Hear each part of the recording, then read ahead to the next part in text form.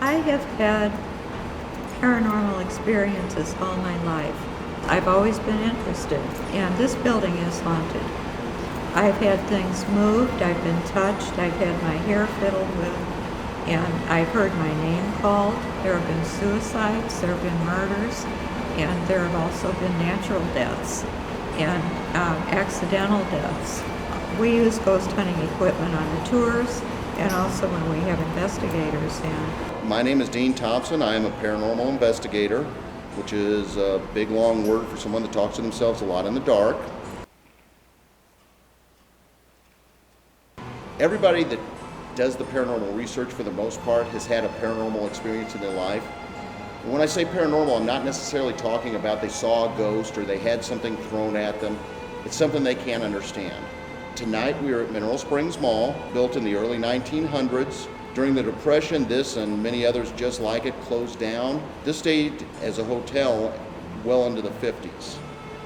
I've been seriously investigating for a little over 10 years, and I love coming into places like this and showing people that there is something beyond this life. What this is called a PSB-7, better known as a Frank's box. And what it does is it catches ghostly voices. The theory is that the white noise created by this, the entity can actually speak through this, and hopefully in a few minutes they will. Another thing we're going to be using is what's called an ITC box. The entity is supposed to talk through this, and every now and then you get words. Usually using this, you get nothing all night. If you do actually get words out of it, it is considered evidence. Other thing we're going to be using is what's called a Mel meter. This particular one has a little spot on the top. You ask the entity to touch this and this lights up. The theory being that an entity, when it comes in, that is what they emit as far as their energy, and something like this will pick it up. Some of the places we're going to look at tonight, we're going to go upstairs. The first room is Miss Pearl's room. Miss Pearl was a resident here who did commit suicide in this hotel. What I do when I come into a room, first of all, you got to keep in mind you're talking to people, okay? This is somebody's home that we're in. This is where somebody stays all the time. So you want to come in, you want to be polite, you want to introduce yourself. My name's Dean. I'm not here to harm you. I'm not here to kick you out of your space. I just want to communicate a little bit. And it gets a lot more activity from people, or from the entities that are here, than it would if you just came in and started talking. Is that you, Miss Pearl? Yeah. There are people out there that don't believe you exist. The response was freaks. Another confirmed death is in what is the old bar. The old bar, there was a gentleman that walked in one day, sat down at the table, put out a bunch of papers in front of him, pulled out a pistol, and shot himself in the heart. There's also a woman here that they call the Jasmine Lady. She was staying here with her husband, who was a salesman. She met a person, fell in love with him. The husband caught the two of them together. She was running away from him, and she was either pushed down the stairs or fell down the stairs and died at the base of the stairs.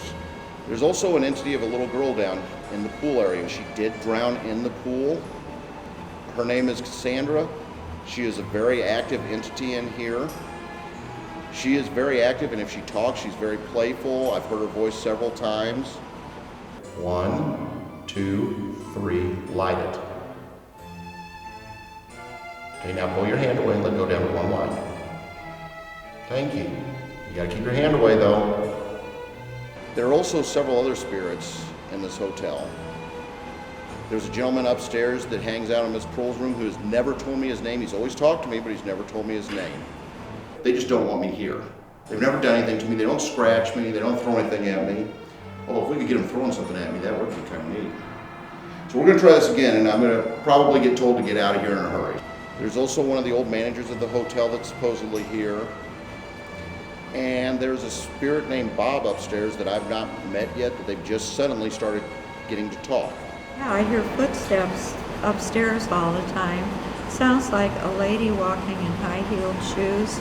In Pearl's room, at this time of year in particular, she's more active. She manifests by a very heavy, almost sickening smell of jasmine. It's a very sweet perfume, and that's what she apparently wore when she was alive. We have people come in all the time who new people who stayed here or new people who worked here, and they tell them from many years ago that there were hauntings.